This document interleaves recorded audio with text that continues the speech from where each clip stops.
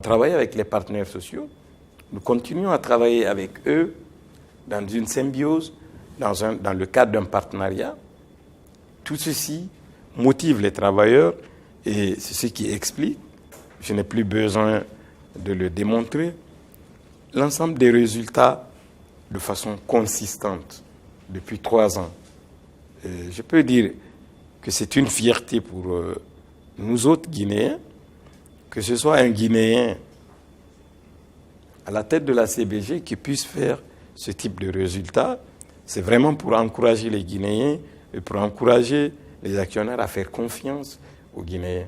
Madame Karine Gracia, manager des relations communautaires, beaucoup d'argent investi par la CBG, un peu plus de 4 milliards à la date d'aujourd'hui, pour accompagner ces populations, pour investir ainsi. Mais concrètement, quelles sont les autres mesures d'accompagnement que vous faites pour pérenniser ces actions? Je pense qu'il est important de souligner qu'effectivement, je parlerai effectivement d'une nouvelle dynamique des relations communautaires, que cette nouvelle dynamique justement s'inscrit dans le respect des standards internationaux. Parce que c'est important maintenant que nous continuions effectivement à appliquer, à respecter ces standards internationaux, parce qu'ils nous permettent effectivement de gérer les risques environnementaux et sociaux, justement pour pouvoir maintenir ce développement durable auquel nous tenons tant dans les communautés. Donc c'est pour ça qu'effectivement, lorsque je suis intervenue tout à l'heure, j'ai parlé de la mise en place de l'équipe, j'ai parlé justement d'une équipe dédiée pour gérer justement ce dialogue régulier avec les communautés locales. Donc justement pouvoir comprendre leurs préoccupations et aussi faire comprendre, les accompagner justement pour favoriser également leur autonomisation. Parce que je pense que ça, c'est vraiment la clé justement du développement durable. Monsieur le maire, vision à long terme, parce que Kamsar ne fait que grandir. Aujourd'hui, c'est la plus grande commune rurale de Guinée, ou un peu plus de 350 000 habitants. Mais quand les travailleurs sont retraités généralement à la CBG, ils ne vont pas très loin. Ils s'installent juste dans la communauté. Donc il faut se dire que dans les années qui vont suivre, on va se retrouver à 400, 500 000. Qu'est-ce qui est fait, qu'est-ce qui est imaginé à votre niveau, mais également au niveau des populations pour garantir ces investissements? Merci beaucoup. Je vais commencer d'abord à remercier les partenaires et la Guinée qui est actionnaire dans CBG. Si on a des cadres intègres qui veulent savoir ce que la population veut, c'est salutaire pour la Guinée. Car ici, nous aujourd'hui, vous avez dit que plus de 2 ans, Kamsar aujourd'hui a plus de 500 000 non recensés. Les 300 000, ça c'était en 2010 qui a été recensé. 2010 à aujourd'hui, il y a plus de 500 000 non recensés, le tout confondu. Donc, si on a des cadres comme ça qui pensent à faire preuve d'élargir non seulement les écoles, les postes de santé, faire des routes, ça prouve déjà que ceux qui partiront en retraite resteront là. Parce qu'il y a d'autres choses qu'ils peuvent faire.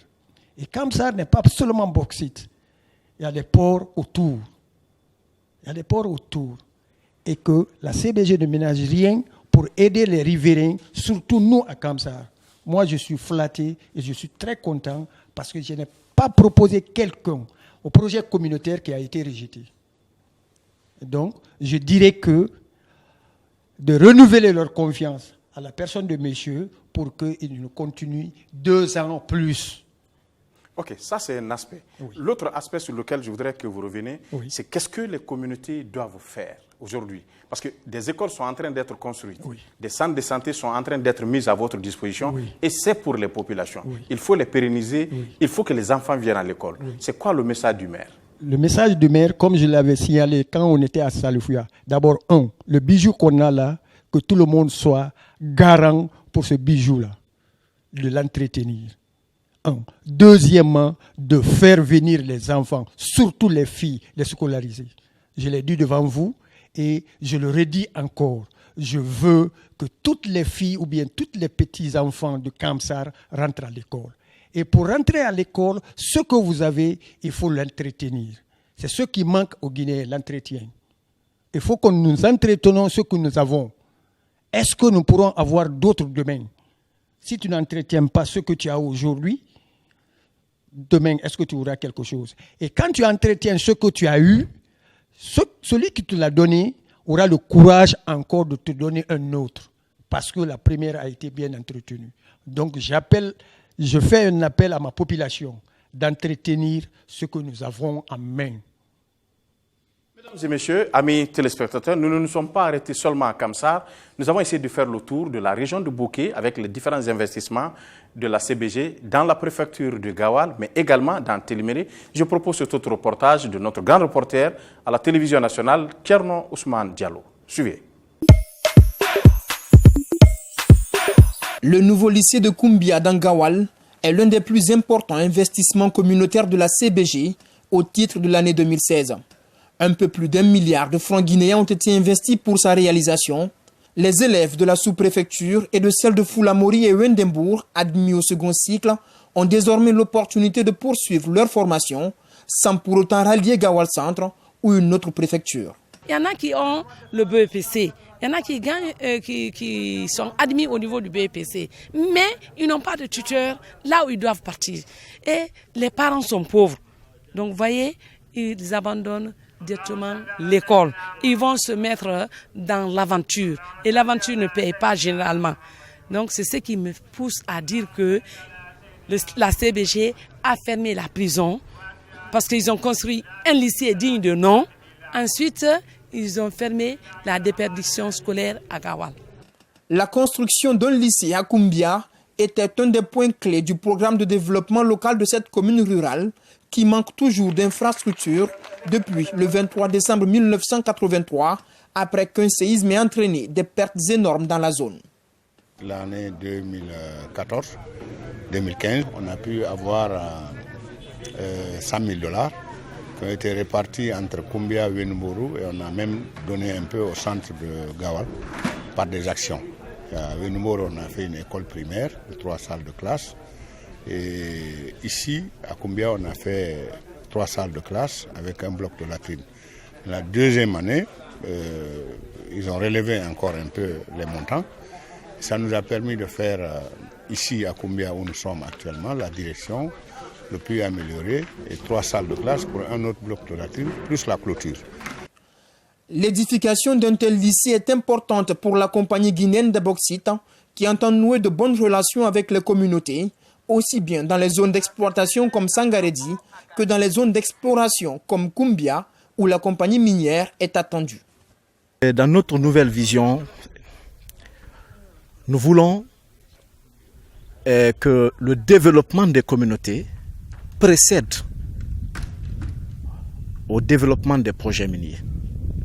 Parce que pour nous, c'est une manière de créer à l'avance la confiance et de très bonnes relations avec les communautés. À Missira également, dans Téléméré, la phase d'exploitation de la bauxite n'a toujours pas commencé. Mais les populations bénéficient de réalisation d'infrastructures communautaires à l'image de ce centre culturel. Merci. Retour sur le plateau. Monsieur le directeur général, alors nous avons fait avec bien sûr l'équipe des communautés le tour dans des différentes régions. Vous seriez peut-être arrêté à investir juste à Kamsar, juste la proximité, mais les investissements sont allés à un peu plus de 100 ou 150 km de Bouquet. Quelles sont les motivations de la CBG en étendant ces investissements communautaires à toute la région de Bouquet? Oui, je vous ai dit que nous, notre objectif, c'est d'entretenir les meilleures relations et d'encourager le développement dans toutes les communautés qui sont autour de nos opérations. Et nos opérations couvrent aussi bien Bouquet, Téléméré que Gawal. Cela explique que nous étendons nos activités dans toutes ces préfectures. Vous savez, nous avons une concession minière qui couvre une grande partie de la préfecture de Bouquet, mais la plus grande partie de cette concession minière aujourd'hui se trouve dans la préfecture de Gawal, c'est ce que nous appelons le nord de Kogon. Et une autre partie se trouve dans la préfecture de Téléméré. partout où nos opérations impactent, nous avons l'obligation, nous avons la responsabilité de faire, d'encourager le développement. L'initiative, c'est qu'après la bauxite, il faut qu'il y ait des activités. Il faut que ces communautés continuent à exercer des activités qui peuvent rapporter, des activités génératrices de revenus. Madame, alors, nous sommes sur le littoral, c'est-à-dire que nous sommes dans une région de pêche. Est-ce qu'il y a d'autres investissements que vous prévoyez dans le futur, en dehors de ce qui est déjà fait, par rapport aux activités des femmes marieuses, des pêcheurs et autres? Est-ce que c'est prévu? Et comment ça va se faire? Donc, effectivement, nous souhaitons encourager les activités génératrices de revenus. Et parce que je pense que c'est un secteur où justement les communautés doivent se tourner pour, encore une fois, comme je le disais précédemment, pour assurer leur autonomie. Parce que je pense que c'est, encore une fois, ça c'est vraiment la clé du développement durable. Et donc là aussi, je ne sais pas si vous avez eu le temps justement d'aller dans la région à Colabuy, où nous avons notamment l'année dernière financé 3 groupements féminins autour de la saponification, le maraîchage, les cultures vivrières. Donc ça, c'est vraiment de très bons exemples justement d'accompagnement des communautés. Et c'est vrai que nous souhaiterons aller davantage dans ce sens-là pour assumer justement encore plus notre rôle justement de responsable, notre responsabilité sociétale, envers les communautés. Parce que c'est vrai qu'avec les activités minières prennent la terre. Donc effectivement, la terre se raréfie. Donc c'est vrai, pour pallier à cela, il y a les activités, justement, ces AGR. Donc encourager vraiment les communautés et les autorités locales à accompagner leur population dans ce sens-là.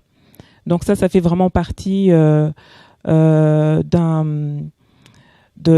axe au niveau de tout ce qui est développement économique régional qu'il faut prendre en compte. Parce que c'est vrai que la région de Bokeh prend beaucoup d'ampleur. Il y a énormément de sociétés minières qui investissent dans cette région, ce qui amène aussi énormément de la venue d'ONG qui s'intéressent à la région. Donc là aussi, ces ONG sont là pour soutenir justement les compagnies minières, accompagner aussi les compagnies minières et à la fois les autorités locales pour justement trouver ensemble des solutions pour accompagner encore de manière plus étroite les communautés locales. Monsieur le président de la délégation spéciale de la commune rurale, alors on a vu Fria après l'usine, ça a été catastrophique. Est-ce que Kamsar est en train de se préparer? Est-ce que les populations de Kamsar se préparent à l'après-CBG ou à l'accompagnement de CBG dans d'autres domaines économiques? Oui. Ça, c'est une très bonne question et c'est une leçon pour le Kamsar. C'est ce qui explique que depuis ça, nous, Kamsarka, nous refusons toute grève. Parce que nous ne voulons pas que ce qui est arrivé à Fria nous arrive. Mais la différence entre Kamsar et Fria, nous avons autre chose qui est la mer. Et que les riverains de Kamsar, les 14 districts, il y a 8 districts qui ne vivent que de pêche et de l'agriculture. Et les 5 autres sont des insulaires. Donc, ils peuvent vivre après CBG, comme ils vivaient avant CBG. La seule différence, c'est que maintenant, là, on pêche moins. Il faut avoir les moteurs hors bord motorisés pour sortir en dehors. Sinon, le Kamsarka peut vivre après CBG.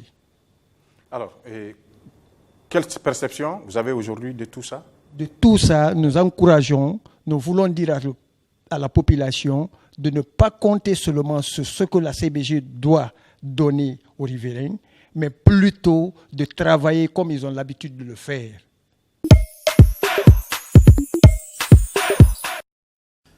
Dans leur nouvelle salle de classe, les élèves du district de Songolon dans la sous-préfecture de Colabuy découvrent un environnement d'études loin de celui qu'ils ont connu jusque-là. Les anciennes salles de classe de l'école sont délabrées. En face d'elles, les 3 nouvelles salles de classe qui accueillent les 4 groupes pédagogiques viennent d'être construites par la Compagnie des bauxites de Guinée. Un investissement de la CBG qui intervient au bon moment pour soutenir l'éducation dans cette zone rurale et qui donne un souffle nouveau à la scolarisation des enfants. Dans l'encadrement des enfants, ça a apporté un plus. Parce qu'avant, lorsqu'on vivait on évoluait dans cet ancien bâtiment-là, on rencontrait assez de difficultés. Mais aujourd'hui, les difficultés, grâce à la CBG, à la construction de ce bâtiment, vraiment, nous sommes parvenus à corriger beaucoup de défaillances. Il n'y a plus de scolarité cette année, surtout cette année. Cette année, j'ai recruté, n'est-ce pas, 100 élèves en première année, dont 67 filles. Mais la CBG, ce qu'il nous fait actuellement, vraiment, on est content de ça. Vous voyez aujourd'hui l'école que vous voyez comme ça, là. Il y a des enfants, les petites même, qui n'ont même pas l'âge de rentrer à l'école. Ils se mobilisent pour venir, parce qu'ils sont la priorité pour l'école. Les travaux de construction de cette école ont duré 3 mois environ, à l'image de celle de Salifouya dans Kamsar.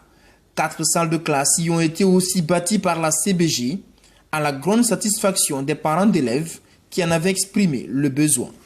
Ce que CBG nous a construit là, on est très très content aujourd'hui. Là, au moment où nous parlons, on a plus de 300 effectifs dans les 6 classes, 6 salles de classe. L'investissement dans le secteur de l'éducation est un des volets de l'engagement de la CBG aux côtés des communautés riveraines des sites d'exploitation de la bauxite. 2016 marque un tournant dans son rapprochement avec les communautés. Plus de ressources financières sont désormais dédiées aux projets communautaires. Autant que possible, lorsque les communautés manifestent le besoin auprès de CBG, qui concernent des actions qui rentrent dans le cadre de leur développement, nous les accompagnons. Donc, avant 2016, CBG déboursait $500 000 en faveur des communautés riveraines de nos activités pour les appuyer dans le cadre de leur développement. Mais depuis 2016, ce montant a été rehaussé à $600 000. Tiré du programme de développement local de la commune, le choix des localités bénéficiaires des différents projets est réservé aux responsables locaux. Une stratégie qui permet d'effectuer des financements en adéquation avec les besoins des populations.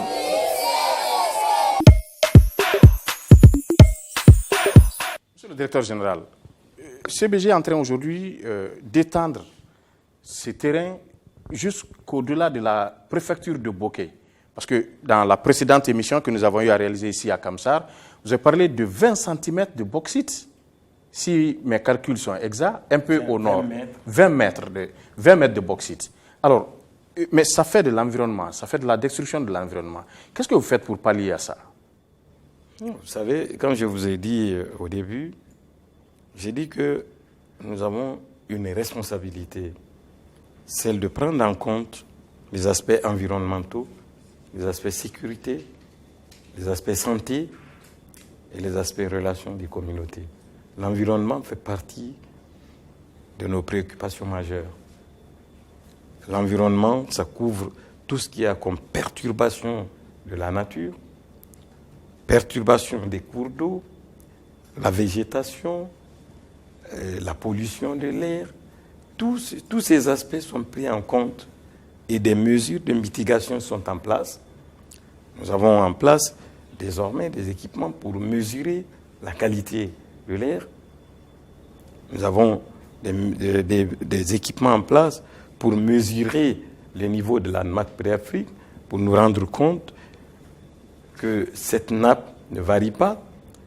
Dans nos procédures d'exploitation, nous avons des dispenses à respecter par rapport aux têtes de source, par rapport